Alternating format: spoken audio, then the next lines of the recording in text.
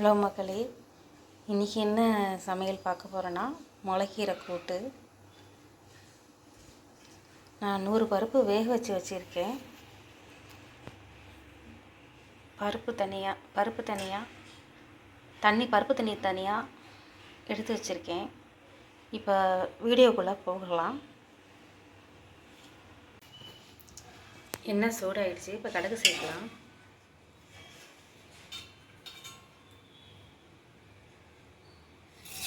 கடுகு பொரியட்டும்.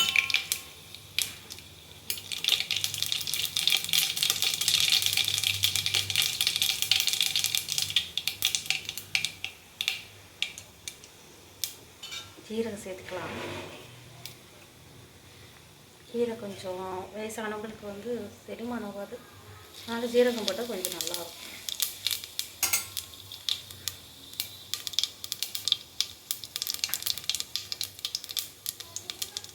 கொஞ்சம் பெருங்காயத்தூள் சேர்க்கலாம்.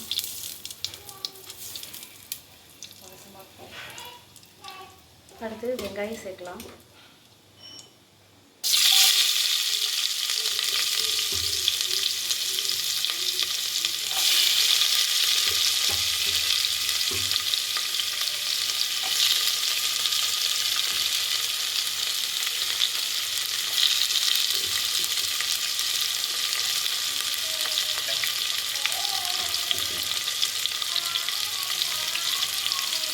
தக்காளி பழம் சேர்த்தாச்சு. கொஞ்சம் வணங்கட்டும், டைம் கொடுப்போம்.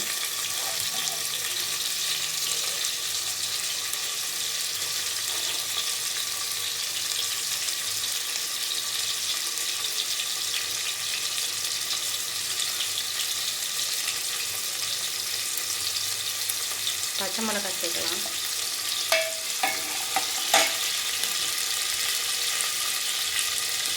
நான் ஒரு வரமிளகாய் சேர்க்குறேன். நீங்கள் 2 பச்சை மிளகாய் சேர்த்துட்டு ஒரு வரமிளகாய் போடலாம். காரமாக சாப்பிட்றவங்க சாப்பிடலாம். இப்போ பருப்பு தண்ணியை ஊற்றலாம். இது ஒரு மேக்ஸிமம் ஒரு 2 டம்ளர் தண்ணி இருக்கும்.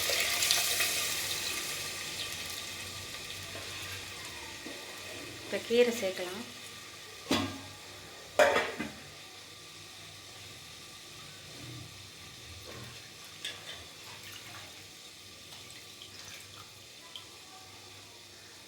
முளைக்கீரை, அது தண்டிக்கீரைன்னு சொல்லுவாங்க.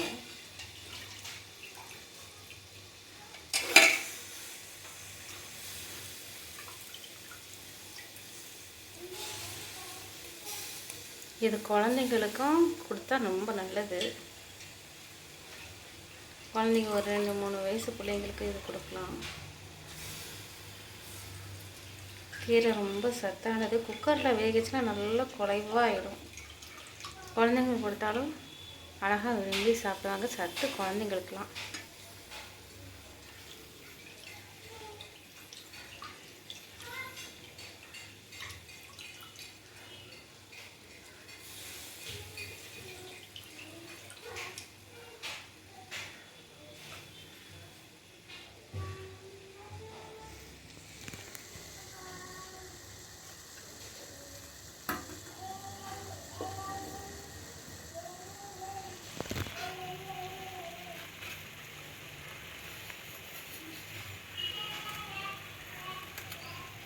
நான் இந்த அளவுக்கு உப்பு சேர்க்குறேன்.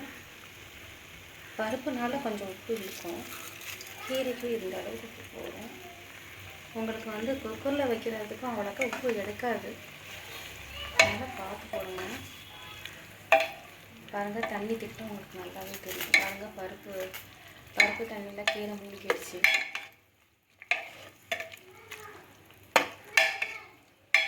கீரைக்கு தகுந்தாப்புல தண்ணி வைங்க. 2 டம்ளர் இதுக்கு மேக்ஸிமம் போதும். இப்போ இதுக்கு நான் 2 விசில் விடுறேன், போதுமானது. இப்போ நான் குக்கரில் தான் மூட போகிறேன். ஹலோ மக்களே, முளைக்கீரை இது வெந்துருச்சு. இதில் பருப்பு சேர்க்கலாம். முளைக்கீரை கூட்டு ரெடி.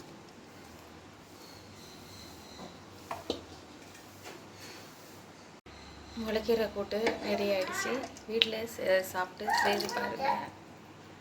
லைக் பண்ணுங்கள், ஷேர் பண்ணுங்கள், சப்ஸ்கிரைப் பண்ணுங்கள். தேங்க்யூ, பாய்.